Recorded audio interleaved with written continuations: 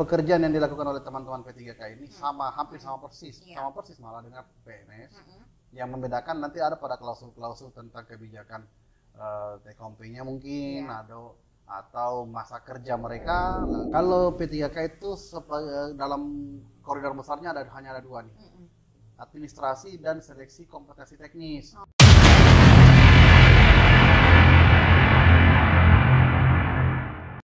Assalamualaikum warahmatullahi wabarakatuh. Selamat datang di podcast Teman Lembur. Saya Widya dari Media Center Perwakilan BKKBN Provinsi Sulawesi Selatan. Saya temani Ki Lembur, kita temani Kak Lembur.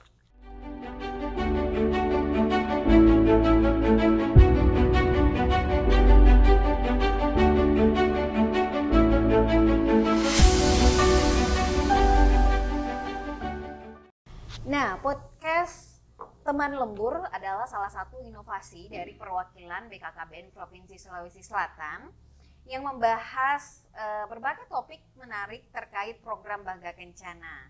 Nah, di Lembur kali ini saya sudah ditemani narasumber episode pertama nih yang tampaknya sedang sibuk dengan lemburnya, Bapak Petrisius Leo Tandiari, SPSIMA. Apa kabar, Pak? Siap, baik ini sementara lembur bersama audiens kita juga teman-teman kita lembur kan ya. Jadi Pak Patrick ini ditarik ke sini buat yang sedang lembur ditarik ke sini untuk jadi narasumber di lembur kita kali ini. Nah, lembur ngerjain apa, Pak? Wah, banyak kalau di bagian Pokja kami tuh ini sementara lembur tentang final hasil akhir dan kelanjutan uji kompetensi bagi uji tes CASN bagi P3K, lalu untuk uji kompetensi bagi para pejabat fungsional, lalu administrasi lainnya yang masih belum keurus nih. Jadi memang sungguh padat. Ada banyak kerjaannya. Lembur tiap hari kayaknya, Pak ya. Kayaknya lembur tiap hari, apalagi jam kerja di Ramadan ini kan semakin singkat. Iya, betul sekali. Kita harus maksimalkan. Iya. Jadi Pak Patrick ini beliau sebagai ketua tim kerja, pengelolaan SDM dan organisasi tata laksana. Iya, bisa kita singkat Ortala. Iya, Ortala. Bukan kepegawaian lagi, Pak ya. Bukan. 2023 bukan lagi. Iya, karena kan dulunya dikenal kepegawaian, Pak ya. Jadi setelah reformasi birokrasi ini ada banyak sekali perubahan yang ada di lingkup dunia ASN, Pak ya. Betul. Iya. Mungkin termasuk salah satu yang menjadi topik bahasan kita kali, Pak ya, di kesempatan kali ini merupakan salah satu bentuk perubahan yang terjadi di proses yang terkait dengan perekrutan ASN. Iya. Ini sebuah terobosan baru dari pemerintah tentang sistem perekrutan CASN yaitu CP3K. Iya, CP3K, betul sekali. Nah, jadi P3K itu merupakan singkatan dari pegawai pemerintah dengan perjanjian kerja. Nah, di topik kali ini, di lembur kita kali ini kita akan membahas P3K penyuluh KB yang proses perekrutannya sedang berlangsung, Pak ya sekarang. Iya, betul, sedang berlangsung sampai hari ini. Sampai nanti 2-3 bulan ke depan. Wah, panjang ya proses perekrutannya. Nah, tapi sebelum kita lanjut membahas terkait P3K penyuluh KB, kita ke generalnya dulu, ke hal umumnya. P3K itu sebenarnya apa, Pak? P3K, ya ini jangan ditafsirkan ya, pertama kecelakaan. Bukan, beda ya. P3K ini salah satu bagian dari ASN. Ketika undang-undang ASN itu keluar, lalu ASN itu menjadi dua bagian, yaitu PNS itu sendiri, lalu P3K. P3K itu pegawai pemerintah dengan perjanjian kerja. Nah, ini kerjaannya secara general umum. Pekerjaan yang dilakukan oleh teman-teman P3K ini hampir sama persis malah dengan PNS. Yang membedakan nanti ada pada klausul-klausul tentang kebijakan take home pay-nya mungkin, atau masa kerja mereka, lalu hak-hak dan kewajiban ada beberapa yang tidak seperti PNS pada umumnya. Tetapi secara general umum mereka ini menjadi bagian dari pegawai pemerintah dan melaksanakan pekerjaan seperti PNS pada lazimnya. Berarti ada kesamaan, tupoksi sama, Ya, hari ya, mirip. ya kurang lebih sama, Hmm. tapi ada perbedaan misalnya di take home pay dan masa kerja. Nah, Masa kerja. menarik mungkin kita bahas ke masa kerja dulu sebelum berlanjut ke take home pay ya. Masa kerja ya. Iya, masa kerja. Hmm. Bagaimana dengan masa kerja P3K, Pak? Masa kerja P3K itu diatur di dalam sebuah kontrak biasanya. Nah, kalau di dalam PP-nya ini agak-agak berat sini ya, Iya, dalam lembur kita ini. Kita akan membahas tentang PP, memang begitu kepegawaian sih. Iya. Kita di dalam PP 49 2018 itu dikatakan memang masa kerjanya paling singkat 1 tahun. Paling singkat 1 Nah, tahun. lalu ada juga masa kerja terlamanya 5 tahun. Iya. Nah, di dalam BKKBN sendiri untuk P3K Jabatan Fungsional PKB itu masa kerjanya diatur 5 tahun, tetapi setiap periodenya itu diperpanjang per tahun. Oh, baik. Seperti itu. Jadi tidak seperti PNS yang pensiun di 58. Iya. Tetapi limitnya mereka juga itu di 58. Artinya mengukurnya tidak boleh lebih dari 58 Iya. dan 5 tahun dari itunya nanti diukurnya seperti itu. Oh, berarti sama-sama pensiun di 58, Mhm. tapi kalau P3K itu ada masa kerjanya kontrak maksimal 5 tahun. Sebenarnya bukan pensiun sama-sama 58 sih. Oh, Itu gitu. hanya tolak ukur usianya. Oh, Nah, baik. jadi masa kerjanya ditentukan dari usia 58 itu. Iya. Jadi memang 5 tahun maksimalnya, cuma kan pendaftaran tertuanya itu ada limitnya. Kalau saya nggak salah 56 atau 57. Oh, 56. Jadi durasi kontraknya tidak sampai 5 tahun kan seperti Oh, itu. iya betul-betul. Batasnya di 58. Oh iya, berarti ya, dia minimal ceritanya untuk usianya berarti beda juga dong dengan penerimaan PNS ya? Oh, beda-beda. Iya, Dia ini karena- penerimaannya usianya termudanya kalau saya nggak salah 20 tahun. Oh, 20 tahun. PNS kan 35 tahun untuk sarjana Iya, kalau nggak maksimal, salah. Nah, iya. Maksimalnya dia ini minimal 20 tahun, maksimalnya sekitar 56 kalau nggak salah 56 57 kan sebenarnya. Oke. 56 kayak nggak salah ya. Berarti walaupun mereka sudah usianya lumayan Berumur. berumur gitu, tetap bisa mendaftar untuk P3K. Pak. Tetap bisa mendaftar. Nanti ditentukan di juknis penerimaannya kan Iya, iya, iya. pada saat penerimaan berapa usianya. Berarti kalau misalnya dia masa kerja 5 tahun, berarti ada kemungkinan setiap tahunnya itu kan kata Pak Patrick ada bisa diperpanjang setiap Diperpanjang tahunnya setiap tahun sampai 5 tahun itu. sampai 5 tahun. Berarti Mm-mm, ada kemungkinan terjadi perubahan kontrak, entah itu pemberhentian atau apa. Iya, ada konsekuensi dari perpanjangan itu kan. Iya. Kalau misalnya memenuhi klausul-klausul tertentu dari kontrak yang sebelumnya, itu mendapatkan hak perpanjangan sampai 5 tahun. Setelah itu direview kembali. Cuma kita belum sampai ke sana karena kan ini baru permulaan. Ah, iya. Cuman kalau dikatakan pemberhentian itu bisa saja terjadi. Jadi pemberhentian itu setelah 1 tahun itu lalu direview dan tidak memenuhi klausul kontrak atau ada hal-hal lain. Nah, itu bisa diberhentikan, maksudnya diputuskan masa kontraknya tidak lanjutkan lagi. Seperti itu sih. Oke. Harap-harap cemas berarti ya. Nah, ini beda Tiap tahunnya bedanya harap-harap dengan ya. PNS sebenarnya. Jadi PNS itu semisal PNS itu kita kan sudah masuk nih, terus batas usia pensiunnya 58 tahun. Jadi kita menjalaninya seperti itu. Nah, ini mereka pembatasannya seperti itu, seperti di 5 tahun itu. Nah, iya setiap tahun kan perpanjangan lagi, perpanjangan lagi. 5 tahun nanti setelah selesai itu kita nggak tahu apa gitu. Iya, iya. Oke. Bagaimana dengan syarat untuk pendaftarannya sendiri, Pak? Kita mengkhususkan saja ke P3K PKB penyuluh KB ya, Pak. Ya. Karena itu di instansi kita. Bagaimana syarat dari pendaftaran untuk menjadi P3K? P3K.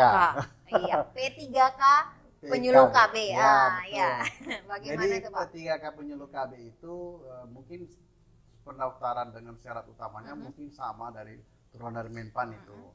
Hanya saja ada diferensiasi satu pendidikan. P3K di kita ini minimal pendidikannya itu pendaftarannya waktu itu minimal D3, maksimal. Ya, ada juga yang S1. Jadi ada 2 jenis klasifikasi. Masalah pendidikannya apa, fakultasnya apa segala macam, prodinya apa segala macam itu sangat luas. Banyak sekali sudah ditentukan dalam keputusan kepala kita apa saya prodinya. Nah, itu yang pertama. Lalu administrasi lainnya ya seperti data diri, apa segala macam ijazah, transkrip segala macam. Kemudian kita juga mempunyai itu mungkin sama bagi P3K lain ya. Ada bukti pengalaman bekerja sebagai tenaga lapangan yang non ASN, tenaga lapangan ASN selama minimal 2 tahun secara kumulatif. Nah, itu menjadi pembeda nanti. Artinya mereka dipastikan sudah bekerja selama 2 tahun di lapangan dengan dibuktikan administrasi yang dibutuhkan. Oh iya. Berarti nah untuk misalnya oke lah. Berarti P3K itu menjadi kesempatan bagi mereka yang telah melakukan pengabdian di BKK yang di program terkait BKKBN yang masanya itu minimal 2 tahun Minimal yang 2 dibuktikan dengan apa? Dengan beberapa syarat administrasi, misalnya surat tugas atau SK-SK yang ditandatangani pejabat yang berwenang. Kemudian ada surat pertanggungjawaban mutlak dari pejabat yang berwenang di kabupaten kota bahwa yang bersangkutan memang mengabdi minimal 2 tahun. Oh, berarti mesti ada klaim dari kabupaten kotanya bahwa yang bersangkutan itu Telah betul mengabdi. adanya dan telah mengabdi, Pak. Betul sekali. Oke. Jadi kesannya terbuka untuk umum, tetapi terbuka yang berbatas gitu ya. Ya, terbuka untuk umum, tapi untuk cuman mereka yang ini Pak ya, mereka yang telah mengabdi Ya, dan betul. diakui oleh pemerintah, oleh pihak berwenang di kabupaten kota. Iya, betul sekali. Nah, kalau seleksinya itu gimana Pak? Berarti tadi sudah disebutkan ada beberapa syarat administrasinya. Nah, proses seleksinya sendiri bagaimana? Proses seleksinya itu rada-rada mirip lah dengan PNS itu ya. Jadi ada seleksi administrasi. Cuma PNS itu kan ada 3 nih. Ya. Administrasi, lalu SKD, lalu SKB. Iya. Satu pengumuman. Kalau P3K itu dalam koridor besarnya hanya ada 2 nih. Administrasi dan seleksi kompetensi teknis. Oke. Nah, seleksi kompetensi teknis ini saat ini terbagi 2. Ya. Teknis biasa dan teknis tambahan yang akan nanti dilaksanakan 9 April nanti kalau tidak ada halangan ya. Nah, lalu hanya itu sih. Jadi semua yang lulus administrasi mengikuti tes seleksi teknis, lalu mengikuti juga tes seleksi kompetensi tambahan. Berarti agak sedikit berbeda dengan tahun lalu Pak ya. Setahu saya tahun lalu cuma kompetensi teknis saja. Lalu keluar pengumuman. Iya, lalu keluar pengumuman. Nah, ini ada tambahan plus ada juga nilai-nilai yang berasal dari sertifikat yang pernah dilalui. Nah, sertifikat itu yang dikeluarkan oleh BKKBN, nah, itu menambah nilai teknis juga nanti. Oh, berarti bisa saja tahun depan kalau misalnya ada pengadaan P3K lagi, itu bisa saja bentuk tesnya berubah lagi Pak ya? Diharapkan sih tidak. Oh, Nah, begitu. patennya akan seperti ini. Oh, begitu. Apakah pengurangan seperti tahun lalu atau ini tetap diikuti ya itu. Tapi perubahan itu tidak tertutup ya. Untuk siapa tahu kita merasa bahwa pelaksanaan tahun ini masih kurang, jadi kita akan melaksanakan dengan cara yang berbeda mungkin tahun depan seperti itu. Oke, baik. Nah, untuk ini kan sudah ada tes pertama ya Pak, sudah dilaksanakan ya, administrasi tes sama tes teknis, terus kemudian ada tes lagi di tanggal 9 April, 9 April nanti. kalau ada halangan. Iya, kalau tidak ada halangan. Berarti itu apakah semua peserta yang ikut seleksi teknisnya itu bisa maju ke seleksi yang tanggal 9 atau ada pembatasan tertentu? Bisa, jadi di dalam klausulnya dikatakan bahwa yang lulus seleksi administrasi itu berhak juga mengikuti seleksi pertama ini teknis dan seleksi yang kedua ini seleksi tambahan. Nanti nilainya itu akan diakumulasi menjadi sebuah nilai akhir yang akan diurutkan sesuai dengan urutan masing-masing. Oleh karena itu siapapun yang lulus administrasi mengikuti kedua tes itu punya hak dan hak yang sama untuk mengikuti tes itu. Oh, begitu. Berarti mau dia tidak datang di tes yang pertama, dia tetap bisa ikut di. Kita bisa ikut karena sifatnya juga tes kedua itu tidak menggugurkan. Tapi perlu diingat bahwa tes pertama dan tes kedua akan diakumulasikan nilainya. Seperti itu nanti untuk pengurutannya. Oh, baik. Berarti tetap bisa ikut, tapi hasilnya nanti dilihat Iya, setelah betul sekali. di-ranking begitu ya. Hasilnya itu menjelaskan semuanya nanti. Iya. Berarti kalau berarti nanti ini mereka semua yang mengikuti ini nanti bentuk tesnya di tanggal 9 mereka sudah terinformasi atau Untuk teknisnya saat ini tinggal menunggu pengumuman dari BKKBN, titik lokasi masing-masingnya dan pembagian sesi-sesinya bagaimana. nanti teknisnya akan disampaikan juga dalam pengumuman website resmi BPKBN. Oh, berarti pengumumannya lewat website Ya. BKKBN. Pengumuman oke. resmi hanya dari website BKKBN, Oke. tidak dari mana-mana. Siapa tahu teman-teman lembur kita ini Iya, ada iya, mengetahui betul, betul. dari mana sih pengumuman itu, Nah. pantengin terus di website BKKBN. Nah di situ pasti informasi resminya akan ada sampai detail di mana lokasi, di mana sesinya, kapan mereka akan tes. Seperti itu. Oh, baik. Berarti buat teman lembur pantengin terus websitenya BKKBN ya. Pasti itu. Iya. Berarti nanti biasanya sih kalau setahu saya tetap di Instagram BKKBN itu tetap menginformasikan bahwa ada pengumuman Pak Ada ya. pengumuman, Ya, atau tapi dia akan diceknya merujuk ke link ke website iya, BKKBN. betul. Berarti follow ya, follow Instagram Follow BKKBN Instagramnya teman BKKBN, lemburnya. wajib hukumnya tuh. BKKBN Sulsel juga Pak. Oh, Karena gitu ya, BKKBN iya. Sulsel juga kadang menginformasikan lewat situ. Pastinya. Iya, jangan cuman BKKBN BKKBN. pusat. Iya, betul. Oke, terus tadi kan di-mention bahwa ini ada perjanjian kerjanya, ada kontrak ya Pak. Iya, kontrak. Nah, kira-kira di isi kontraknya itu seperti apa? Isi kontraknya saya tidak hafal dan pasti tidak akan menceritakan secara gamblang ya, Iya, maksudnya betul. isi kontrak itu. Tapi secara garis besarnya, kontrak itu menggambarkan tentang segala macam yang harus dilaksanakan, Iya. lalu hak-hak mereka di dalam itu, kemudian kewajiban-kewajiban mereka, dan klausul-klausul ketika mereka akan mendapatkan punishment mungkin atau reward mungkin atau pemutusan kerja. Jadi memang secara komplit itu sebuah kontrak komplit. Iya. Jadi mereka kayak misalnya kalau di swasta itu ada PKWT ya, perjanjian kerja dengan waktu tertentu. Iya. Nah, itu sebuah kontrak yang disusun. Nah, ini sama persis. Oh, Jadi di situ oke, sudah bunyi baik. apa yang mereka harus lakukan, hak-hak cuti pun ada di dalam segala Oh. macam. Jadi perlu dicermati betul ketika teman-teman calon P3K yang lulus, lalu sampai pada tahap penandatanganan kontrak, perlu mencermati betul data-data di dalam kontrak itu bunyinya seperti apa. Oh ya, berarti baca baik-baik ya kontraknya. Bagi yang lulus ya. Iya, bagi yang lulus. Iya, tapi Pak, tadi kan disebutkan mendapatkan hak-hak ya. Bagaimana perbedaannya kalau dibandingkan dengan PNS? Kalau PNS kan ada tunjangan ini, tunjangan kinerja bagi instansi yang memberikan tunjangan kinerja. Ada THR, tunjangan keluarga, tunjangan anak, beras apa dan lain-lain sampai ke pensiun. Bagaimana dengan P3K? Apakah mereka juga mendapatkan hak yang sama?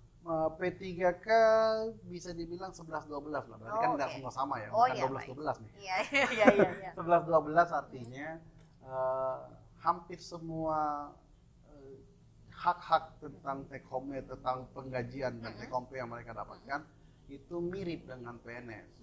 Nah, yang menjadi pembeda adalah mereka itu tidak mendapatkan pensiun. Iya.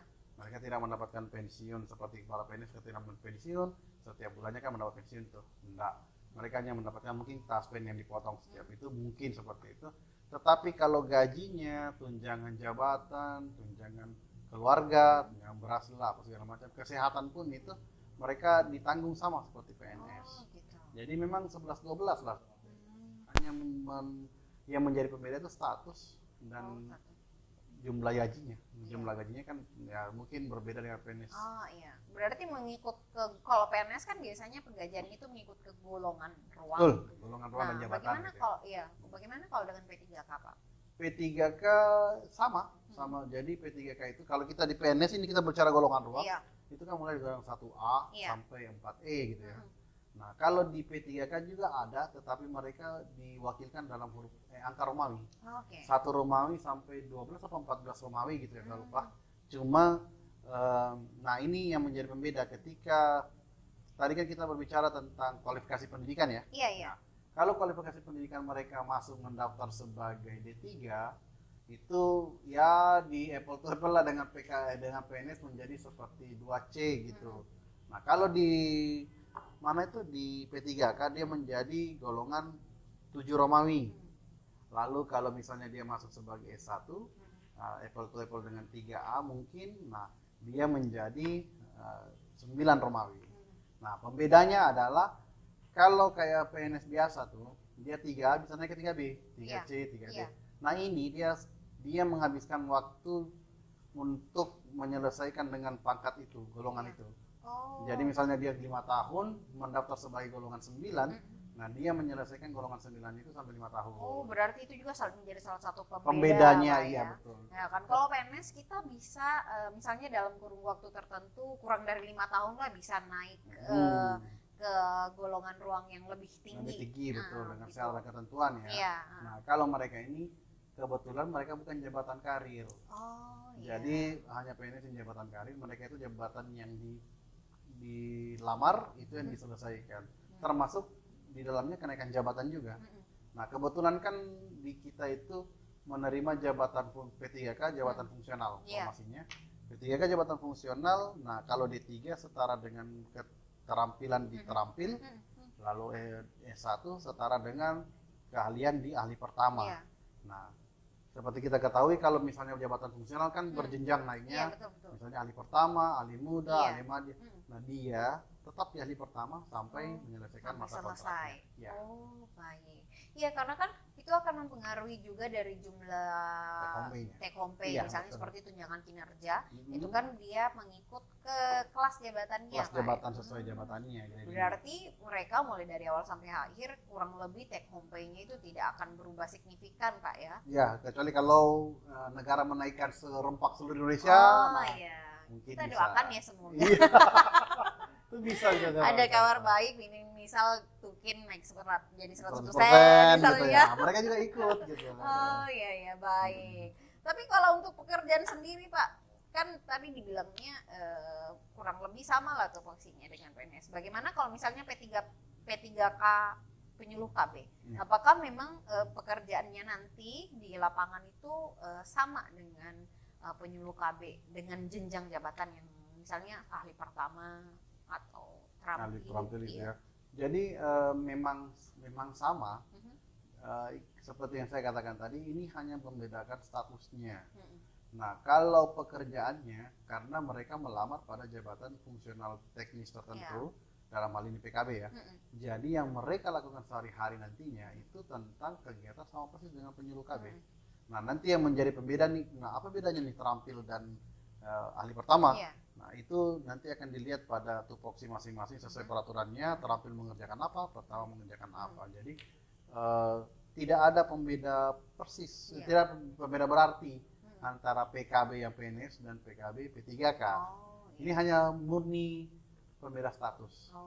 Berarti yang mungkin berbeda nanti dari P3K, karena kan tadi disebutkan bahwa ada 2 jenjang jabatan yang akan terisi oleh P3K di pendaftaran kali ini. Ya, betul. Yang dari pendaftar S1 dan D3, Pak ya. Betul. Berarti itu yang nanti berarti yang S1 itu sudah akan pasti masuk ke ahli pertama dan yang D3 itu akan masuk ke terampil. Oh, terampil. Nah, itu nanti akan membedakan juga take home pay mereka. Iya, karena betul. Berbeda jenjang kan. Iya, beda. Kalau di keuangan itu tukinnya saja beda. Tukinnya beda, ya tunjangan jabatannya pun beda. Iya, tunjangan jabatannya pun beda. Oke, baik. Ada lagi Pak nih yang mau disampaikan terkait P3K dari penyuluh KB? Saya pikir secara general sudah cukup sebenarnya. Okay. Kalaupun saya paling menghimbau kepada teman-teman nih ya, kalau sementara melihat kita berlembur bersama kali ini, kita ditemenin lembur nih ya. Iya, betul. Lalu belum sampai ke tes berikutnya, silakan mempersiapkan dirinya untuk tes berikutnya karena itu sangat berpengaruh memang pada hasil tes kemudian. Lalu tidak usah kecil hati bahwa kalau P3K itu sangat berbeda dengan PNS, sangat ini kita nggak dapat ini nggak bisa. Tetap P3K itu menjadi bagian dari pegawai pemerintah yang tetap dipertimbangkan dan diperhitungkan untuk itu. Jangan kecil hati, kita bekerja bersama tetap mendapatkan hak-hak yang sama. Iya betul. Dan kemungkinan bisa jadi ya di tahun-tahun berikutnya itu akan ada aturan yang memungkinkan entah itu perpanjangan kontrak melebihi 5 tahun. Who knows kan? Siapa tahu kan? Siapa tahu. Iya, karena kita belum tahu nih. Iya. Karena kan yang sepengetahuan saya di aturan-aturan yang ada sekarang hanya masih membahas seputar perekrutan dan pelaksanaan selama 5 tahun. Tapi setelah 5 tahun itu belum ini ya. Belum ada kepastian. Iya, memang diaturnya seperti itu. Tapi kan kita tidak tahu kalau pemerintahan baru kah atau adakah sesuatu yang mungkin dari bahan evaluasi perekrutan selama ini apakah bisa menjadi sesuatu yang lebih Iya. atau bisa dikurangi? Iya. Kami juga nggak tahu nih. Oke, baik. Nah, jadi buat teman lembur yang proses pendaftaran P3K yang mungkin menonton menjadi teman lembur kita di Ya, lembur kali benar, ini. benar teman-teman kita kami. Jadi dipersiapkan dirinya untuk mengikuti seleksi di tanggal 9 April nanti dan tetap saksikan episode-episode lembur berikutnya Iya, bersama benar. teman lembur dan saya Widya. Saya Patrick. Mohon undur diri. Wassalamualaikum warahmatullahi wabarakatuh. Sampai Salam. jumpa di lembur lainnya. Hidup